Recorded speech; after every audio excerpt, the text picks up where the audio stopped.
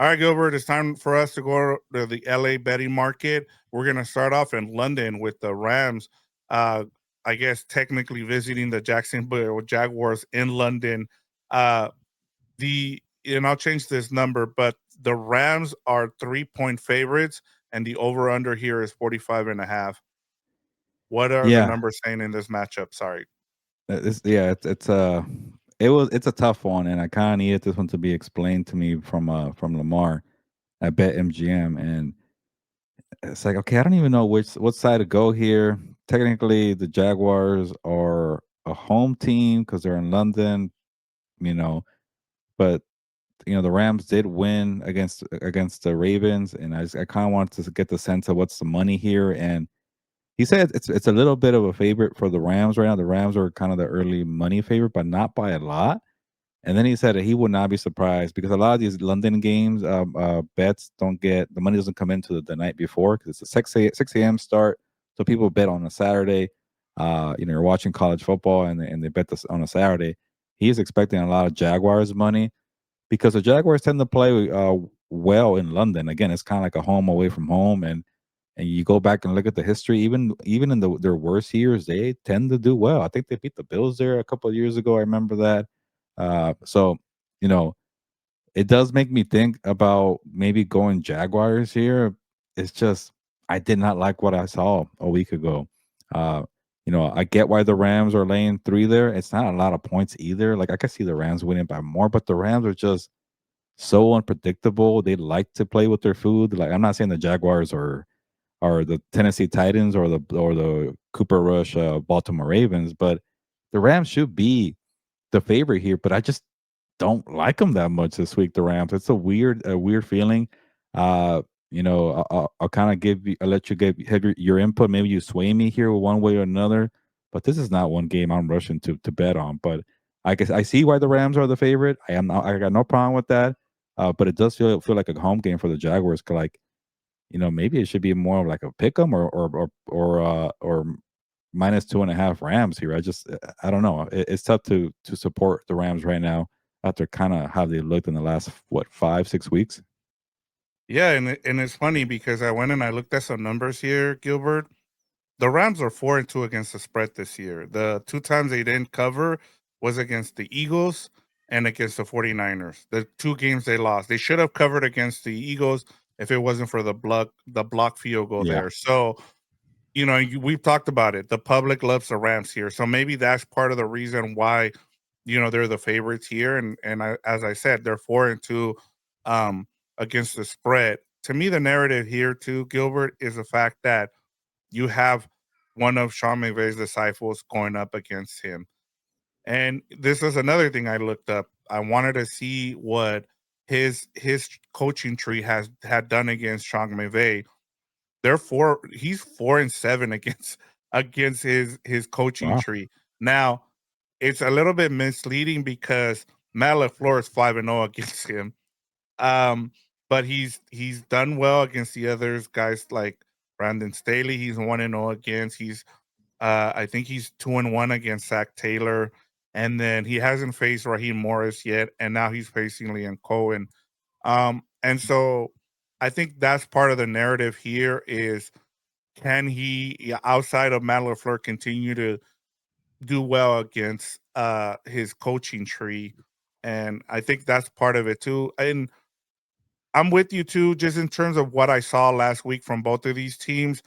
They were both up and down. I think if you put pressure uh, on Trevor Lawrence, especially with the Seahawks and how bad that secondary is, for him not to be able to take advantage of it, and just the fact that the Seahawks were able to just use simulated pressure to get, to Trevor Lawrence, I thought that's discouraging. And then on the other side, just seeing Puka Nakua, get into it, lay into his offense about the fact that they couldn't even score in the red zone, or even get past the 30-yard line at one point in that first half. It just tells you the struggles they've had offensively, and you're not gonna have Puka Nakua in this game either. So that's why I'm with you. I think you stay away from this line just because you don't know what to expect. You have a Rams team who's staying in Baltimore and then traveling on the weekend to London. You have a Jacksonville team that is well prepared to play in London. So I'm with you. I don't have any positives to give you for either one of these teams. Yeah, it's definitely a stay away game for me. But since we're talking about it, I will pick and I will go with the Rams here just because you're right. They're 4-2 against the spread. The Rams are taking care of business against the AFC South. The Jaguars kind of came back down to earth last week against the Seahawks. So, and then the Rams have been training out there. I don't like the Puka Nakua is not playing, but hey, you got Devontae Adams. He better show out. I'll take a chance here. I don't feel good about it, but give me the Rams to cover. Yeah, I like the Rams here as well, but like I said, in terms of the betting, I'm kind of staying away from Yeah. it. But since we have to make a pick, I'm gonna go here with the Rams, and they'll start the season 5-2 if that's the case. If they're able to pull a win out in London. All right, Gilbert. Our next LA betting market game of the week is a really good one. I'm excited about this one. It's the Indianapolis Colts traveling to the Los Angeles Chargers. The Chargers are 1.5 point favorites. The over under here is 48 and a half. What are the numbers saying in this matchup? Yeah, I've been hot and cold in terms of betting with the Chargers. I got it right last week saying take Miami in the points or not to win, but take Miami points and the Chargers won. I was so wrong when I said take the Chargers against the Commanders. Commanders whooped them. I did say take the points against the Giants and the Chargers lost. So it's been a little up and down with the Chargers lately. They're kind of a hard team to gauge here. Again, we talk about getting the standard 3 points as a home team. They're not getting the standard 3 points here. That's a lot of respect here for the Colts. The Chargers are only -1.5 here. um, let's keep it real. The Chargers are wounded. They don't have a good O line. I know the Colts don't have the best defensive line, but I'm not gonna focus on that anymore. We saw what Washington did to this O line. They're bad, and we don't know about Joe out playing. Check out what's up Bolts for the full in-depth preview on Chargers versus Colts. But I think I got to respect this Daniel Jones offense. Shane Steichen is coaching his butt off. Jonathan Taylor is playing lights out. This Chargers defense can't stop the run. Khalil Mack is not back yet. So to me, this is one where you definitely got to consider taking the. It's not a lot of points, but you take some points with the Colts. It could definitely be a pick 'em. I could see that too. The last time the Colts were in LA, they lost to the Rams. It probably a game they should have won. And the Colts almost lost to the Cardinals. I was surprised by that. You said this earlier in the week, Vic. If the Colts win this one, they definitely should have more respect. But because this is more about the Chargers, but because the Chargers are just that banged up and the Colts are playing well, I'll take the Colts here just to win the game, and you get the points too as well. It's hard to win by a point or two, but it's that's a gift too. Yeah, and I want to give credit to Fernando when you guys were having the conversation about some of the deficiencies with this Chargers team, and he talked about the fact that without Khalil Mack, they're really bad at setting the edge. And I just feel like in this game, Jonathan Taylor might go off. And we've seen him outside of, I think, the Rams game where he was shut down. He's been, I think, over 100 yards. And we saw last week against Achan and the Dolphins, they just ran all over this Chargers defense. And so that's where I'm gonna start here with this game. But on the flip side, you have someone like Justin Herbert who just put that team on his back and willed them to that win. They should have lost that game, but they found out a way to win that game. And so that's where I'm at with this. So I'm gonna take the Chargers here. And I'll take them at -1.5. I like it, especially at home. And I'll probably and the reason this one is the over under is super high is because of the Colts because they hardly punt. They're one of I think they're still the best team in terms of least amount of 3 and outs, Gilbert. So and Tyler Warren, man, he's been a beast. I feel like the Chicago Bears, messed up not drafting him over Loveland Colston. But that's for another conversation there. But yeah, give me the Chargers here, and I'll take the over here as well at 48.5. So you're taking the Chargers? Yeah, I'm taking the Okay, Chargers. I'm surprised. Okay. Yeah. I'm taking the Colts here, so we're split here, and yeah, I definitely could see an over too. The Colts have been scoring at will, and then you just never know when Justin Herbert gets going, and he got Lama McConkey going too as well last week.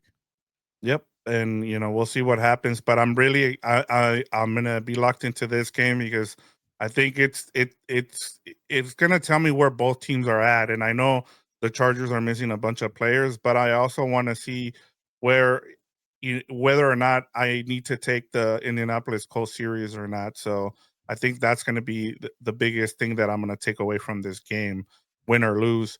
All right, Gilbert, let's get to our Super Dog contest. We both had a great week last week for week 7. You got 5 points for your Jets cover, which that was really good against the Broncos at, I think it was +7 at on Yeah. that game. Yeah, it was +7 that week. Um, I did not up. No, I do have it here. Sorry, I thought I messed up. So here we go. Go ahead. Uh, yeah, that I'm trying to remember. Okay, so you had the Giants last week, right? So I'm gonna copy Yeah, you that's here. why I got Yeah, confused. I'm like, it was the New York yeah. Jets that you Yeah, had last I week, had the and then Jets, you had the yeah, Giants, yes, and I thought I was gonna do okay with the 5-pointer, but you got the Giants to win outright, so you got the 10 yep, points, Giants beat yep, the Eagles, but hey, again, always take chances on the dogs there, and that both of them yep. covered for us, and the super dog, I bet if you look at the numbers from the super dog, we're probably over 500 in terms Oh, of we are. at least beating the spread, so it's something that's kinda is like something that just challenges us to bet bigger lines for the dogs, and maybe if we didn't have this contest, we wouldn't give them the time of day, but we're doing it, and you're showing the results right now. We've been hitting even just straight up. We've been hitting against the spread. So there you go. I'm going back here with the Giants. I know maybe I'm late to the party, late to the Cam Scatterboo and Jackson Dart party.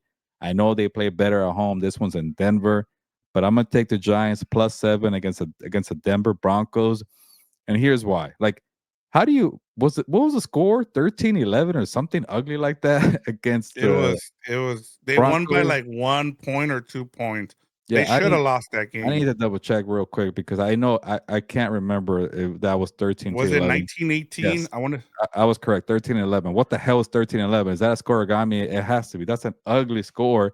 And then the Broncos are playing this really crappy Jets defense, and you put up 13 points. And I get the Broncos defense is great and all. The Broncos defense could definitely, smother Jackson Dart and Cam Scatterboot, but they smothered the Chargers defense. They put a whooping on the Eagles defense. So I know those were good. Those were good games at home.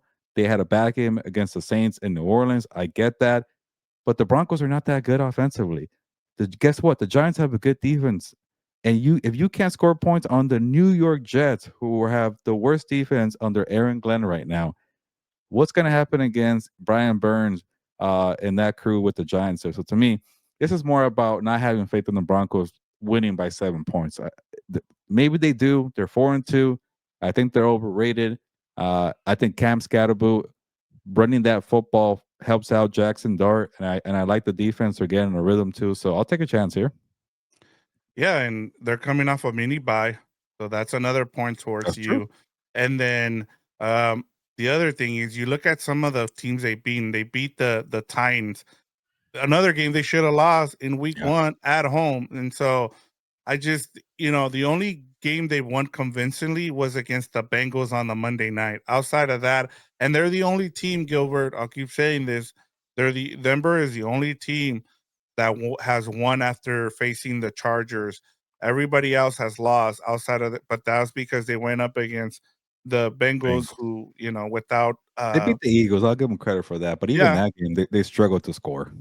yeah, I mean, the Eagles should have they were up 14. They should have blown them out in that game, and they didn't. And kudos to the Broncos for keeping it close. And Yeah, then, but the uh, Giants beat the Eagles too, though. These are the 2 teams yep, that beat them right now. there you go. I guess we're gonna see which one of these two had the better win there. All right, here we go. We talked about this at the Mhm. beginning of the show. and I'm going with the Vegas Raiders here, 11 and a half against the Chiefs. And a couple of things that I saw here, um, and I was reminded even before I saw the video by Joe Morley where he was talking about Cleet Blakeman, the referee. Apparently, the Raiders are 2-1 when he refs the Chiefs Raider game under Mahomes. I don't know, whatever you want to take from that. That's up to you. I thought that was an interesting stat. The other thing too is that for some reason these Raider Chiefs games are blowouts in Vegas, but they're super close. They're one score games under Mahomes at the Chiefs. They're five and the Chiefs are 5-2. The only one that was a blowout was like a 48-9 game in 2019. Outside of that, they've been one score games. And so you're giving me 11 and a half here. The other thing too, Gilbert, that I've noticed with Pete Carroll now, and it's something that Adam Hill said before the season about this Raiders team that kind of stuck with me was that Pete Carroll wasn't gonna like this team because they were gonna score a lot of points, but their defense was gonna be terrible. It's actually turned the other way around where the defense is actually good and their offense is struggling, and so he's getting to do what he actually wants to do, what he's been able to do with Seattle, what he's been able to do with USC, which is run the ball, play good defense, control the clock. They've against the Tennessee Titans, I know a lot of Raider fans were upset because they didn't like the way that they didn't blow them out, but they did what Pete Carroll likes doing. They control a lot of the clock. They were able to go on long drives, and I think if they're able to limit the chances that you see from Patrick Mahomes, you can make this a one score game where they lose by 7 points here at the end, but it makes you look better than getting blown out like you did against the Colts. And one of the things I always look for is that these division games are always going to be close, Gilbert. Yeah, I'm definitely taking the Chiefs here. I can see the Chiefs winning by double digits, but 11 and a half is too high. So I get the thinking here, Vic. If it was just 10, maybe I'll go the Chiefs. But even then, that's my rules. I don't lay more than 7 points here. Uh, I know the Raiders have been so. They beat a crappy Tennessee Titans team, which I don't really don't care about. Uh, and then the Chiefs get Rasheed Rice back too. But even when they have Rasheed Rice, they still find the way just to kind of make it close, and they don't really look pretty. Like it does help Mahomes get into rhythm. It does help open up the offense for guys like Worthy is not number one. Worthy needs Rasheed Rice. Hollywood Brown needs Rasheed Rice. He's the tone setter, so maybe that could help out. But like you mentioned, they got Max Crosby. They have a good defense. It's going to be an ugly game that I won't pay attention too much, and I'm going to look up. Oh, maybe the Raiders backdoor cover, or hey, the Chiefs won by 10. Uh, that's kind of what I expected. I'll be shocked if the Raiders win the game. I'll definitely tell you that. But this line is just too big for me to think that the Raiders can't cover here. This it's definitely a good play by you. Yeah, and I mean, unfortunately, they don't have Aiden O'Connell. I mean, Aiden O'Connell could have been 2-0 against the Chiefs Yeah. if they don't fumble the ball last year in Kansas City, and then the one before that was the Christmas Day game where they beat the Chiefs. So, like I said, for some reason, these games are super close in Kansas City, but we'll see what happens. Gilbert, before we get to uh our five best bets of the week, let me just update everybody where we're at. You because you hit on that 5 points, you're at 77 points. That 10 points that I got with the Giants outright win plus the 5 points to cover against the Eagles got me up to 75 points. You went 3-2 in your best bets. I went 2-3. So the biggest difference this past week was the fact that I got that 10 points for hitting on that super dog. All right, Gilbert, let's get to your betting locks of the week here. What do you got for? Let me start off with your number five here. Yeah, I'll be quick here. I've already mentioned this one. The Falcons have been good to me. So they won last week against the Bills. So give me the Falcons plus 2.5 versus the 49ers. All right, number four. This one I mentioned too, and I don't feel good about it. I just don't like the Chargers this week. So give me the Colts plus 1.5. I know I try to avoid LA teams here, but the Colts offense, put it this way. I just don't think Justin Herbert's offense could keep pace with Jonathan Taylor's offense. Sorry, Daniel Jones. I'm going to say Jonathan Taylor. So if it comes to shootout, I definitely see the Chargers fading at the end. Okay. I do want I want something here from these next three. Let's start off with number three, Yeah, Eagles. I know the Eagles are a public play here, but again, I'm not going to listen to every sharp play here. I just don't like the Vikings quarterback situation. Like Carson Wentz, you can't trust him. JJ McCarthy is not ready to start in the NFL. He was limited again today. I don't care about the quarterback situation at all. They're just it's not good. And then I will say this about the Vikings: they're coming off a bye week. They are at home. They have a good defense, but I don't care about. I just they just don't do anything for me. I think the Eagles need this game. They're desperate. They're not. If they get 3 games in a row, they lose 3 games in a row. It's going to be a whole lot of drama. I don't think they want that. It's going to be trade AJ Brown before the trade deadline. It's going to be Jalen Hurts sucks. Saquon Barkley's old. The real problem is the O line. Fix the O line. I think everything will be fine. Run the football more with Saquon. Uh, but to me, it's gonna be one of these games where like if a little bit goes right for the Eagles, that's all they need. I just think the Vikings quarterback situation is that bad. Yeah, and I think the X factor is Brian Flores. What Brian Flores does against Jalen Hurts, I think it's gonna go a long way. And then the other thing too is it's Carson Wentz revenge game against the Eagles. So the Carson Wentz is I not don't good. yeah, He's not a he's good not. quarterback. I know. I just like putting that out there. I All right, honestly don't know what happened to him after he got hurt, but he was yeah, good before that. you're number two. Yeah, this one's I will listen to the sharp here, sharp money. It's all about narratives, and we try to tell you about the ones don't be fooled. The Bears won. They got lucky on Monday night. Let's keep it real. I know the Saints are not good on the road. They're decent at home. They keep it close at home. They're in Chicago, but I'll take 4.5 here. Like on Monday, the Bears came through at 4.5. That 4.5 number is pretty. It's been gold lately for underdogs here. You get anything above that, and the game is kind of like a close game, not a lopsided. Like this is not a lopsided game because the Bears are not that good. So I'll take the Saints here plus 4.5, but all the money will be on the Bears because they won Monday night. Yeah, I'm with you. I really like this one, to be honest with you. That was one of my favorite ones this week. Just because we like doing big numbers. I'm like we could have used I could have used that one, but Yeah. I'm like I'm gonna stay away from it. But I like the fact that you used that as your best bet. All right, number one. Another one. I've been crapping on the Bengals, but I care about the numbers here more. I should have made it higher, but my 1 pointer last week was Bengals plus 14 against the Packers. You were on this one too. The Packers, what the hell have they done to earn a 14-point spread? Bengals covered by 11. They got a little close at the end, but they covered. I wish this one, Bengals plus 5.5 versus Steelers on Thursday Night Football, was a little higher. Like the Bengals are not like that good to get 5.5, but it's still way better than a 3.5. I'd rather get a 7 here. But this is more about the Steelers being overrated.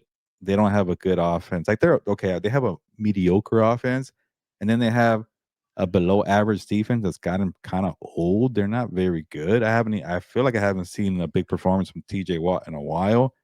Uh, but I'll go out more on the Bengals being desperate. I think Joe Flacco maybe getting 1 game under his belt could have a little rhythm.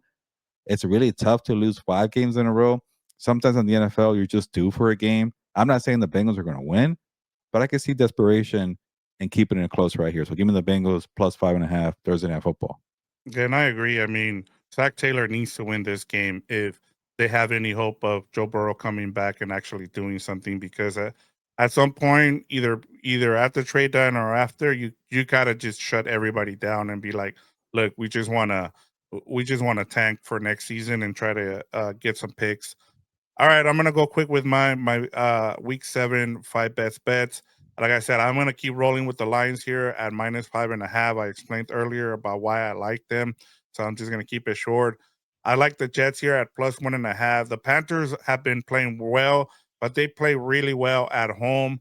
The thing too is the Jets, as you just kind of talked about, the Bengals are in the same situation where they need a win. Like they really need a win here. They haven't won this season. It just feels like they're under a lot of pressure and they're at home. Justin Fields has actually played really he has played better I know the numbers don't show it. I know he continues to make a bunch of mistakes, but I feel like as long as he doesn't turn the ball over, which he hasn't done, I think they're in a good chance to win this game. My number three, I'm gonna keep rolling here with the Texans at plus 3.5.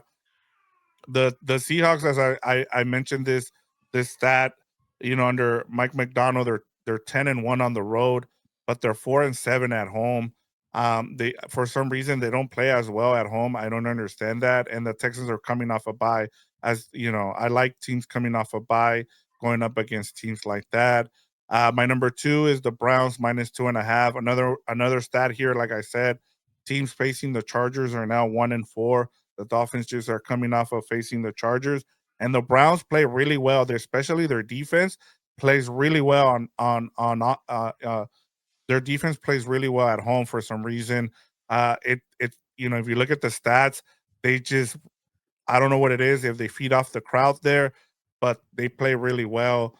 And so I like them here at minus 2.5. And then my number one, I'm gonna take a chance. We talked about the Packers. I don't understand how they keep getting these big numbers, and you're giving me the Cardinals. I get it, especially if Brissett plays in this game. I like him even Oh more, yeah. Gilbert. I like the 6.5 at home for the Cardinals. Yeah, they've lost a couple of games lately, but they've kept it close. And the Packers, I'm like, why do people keep still respecting the Packers? I don't understand why they keep getting these numbers, Gilbert. Yeah, that last one, I wanted to put the Cardinals, for a couple reasons why I didn't. One, I'm still mad at the Cardinals. They really disappointed me this season. And Yeah, then two, what if Kyler Murray comes back? I don't want him back on this team. Like Jacoby Brissett was better. Even without Marvin Harrison Jr. for most of the game, this offense just looked better. That tells you a lot. Kyler Murray is a problem there, but they won't figure that out. So I couldn't do it. But yeah, and also I'm still mad at them, so I can't. yeah, I'm with you. All right, we got two teams on the bye here, Gilbert, the Bills and the Ravens. So we got two games here to talk about with quick hitters that we didn't talk about yet. The first one is the New England Patriots are traveling to the Tennessee Titans. The Titans are 7-point underdogs. The over under here is 42. I guess my question to you for this game, Gilbert, outside of the line here and who you're gonna pick, is do you see a bump on the Titans here with the new coach? No, no, this team is crap. It's a dog shit team here. They don't get a bump. I know they get the experience, Mike McCoy, Fernando's friend there, but it's also Mike Brable's revenge game. They're gonna bring their A That's game. true. Uh, like how fitting. Mike Brable comes back when the Titans just fired their coach the same week, interim coach. Like he must be laughing right now. I hate to lay that many points, but this time I have no problem. Patriots -7. Let's go. Yeah, I'm with you. I'm going with the Patriots as well. All right, our last game here is the Washington Commanders at the Dallas Cowboys. It is the Cowboys are actually they're 2.5 point underdogs here. Let me fix that line real quick. What do you got for me here? Yeah, this is an interesting one. I know I did bet for SI.com. I went with Commanders. For Compass picks, I went Cowboys. So that kind of tells you I'm a little split here. I wish the Cowboys got +3.5. I would not hesitate. I would take Same. Cowboys here. Uh, I know the Commanders are gonna win. It's a tough one, but I'll stick with the Cowboys here. They're at home. Give me the plus money. I still like the offense. The defense is terrible. This could be actually. I was damn 55 is a lot. I was gonna say I like the over. Then I saw 55. Like, ooh, that's a lot. It's two bad defenses, two good offenses. Anything can happen. It's a divisional game, so it's a risk here. I'll take the Cowboys though, and the over is kind of high, but I would not be. I'll take it. You just never know. Yeah. These are two bad defenses. Yeah, I'll go Commanders here and the over as well. I just think they really need this win. I think for the Cowboys, you're already here talking about Jerry talking about they're gonna look to trade for people. I'm like, no, I just start, trading Yeah. some players and start getting ready for next year. Enjoy the offense that you do have and go off of that. All right, Gilbert, that's all the games. What do you got for the people here to close out the show? Yeah, check out everything we're doing here on Compass on the Beat. Yeah, again, don't be afraid to bet some dogs here. You don't have to take them straight up, but right now a lot of teams who are getting +4.5 or over are hitting, especially the games that don't seem lopsided. Like when you look at the Titans game, Titans Patriots, it feels lopsided. Okay, stay away. But there's some games that, Saints Bears, like, okay, I could see that. Cardinals Packers, I could see that. Go with that gut feeling and take the plus money or the plus and the points there. It happened too many times. But there's just times where it's gonna be just too lopsided. Maybe throw in the money like that. That Raiders better put in, a bunch of money on them money line against the Titans, and it cashed in a $500,000. So it must be nice to have 600K or somewhere to throw and then get half a mil for your trouble. But yeah, maybe one day we'll make that type of money. But Yeah. yeah, every situation is different. So what we try to do here on Game Week with the Compas is try to give you the what are the numbers saying, what's the real narrative, some football analysis, things like that. So hopefully you enjoy the show here. But check out everything we're doing on Compas on the Beat, Lunes Live, for Compas on Tuesday, House of Horns on Wednesday, What's Up Bolts on Wednesday. This drops every Thursday, Game Week with the Compas, and then all the post game shows on Sundays for What's Up Bolts and House of Horns. So we're doing it all here. 5 days out of the 7 days of the week. So yeah, we're staying busy. Yep. And yeah, another week. I we're already a third of the way through the season, Gilbert. But yeah, a good episode here. We went through. We're starting. One of the things that I saw today, just to kind of end the show, is that they said there's 11 teams that are 4-2, and there's 20 teams that are over have over 3 wins, or more. So it just tells you there's a lot of parity, and we're starting to get to know what are some of the favorites and some of the dogs to look for. So stay tuned because we keep giving you those good dogs to go and look for. Yeah, and this surprise happened throughout the whole season. We thought the Eagles are going to steamroll people and the Bills. Look at how they're doing now. 2 game losing streak for both sides. We thought the Giants were going to be dog crap. 2 game winning streak, or the 2 out of 3 winning streak. So the Patriots lost to the Raiders week 1. Now doing well on fire. So it's a long season. Narratives are going to shift back and forth. So always do your research. But let's get out of here. We've given enough information. So on that note, nos vamos, pues, vámonos.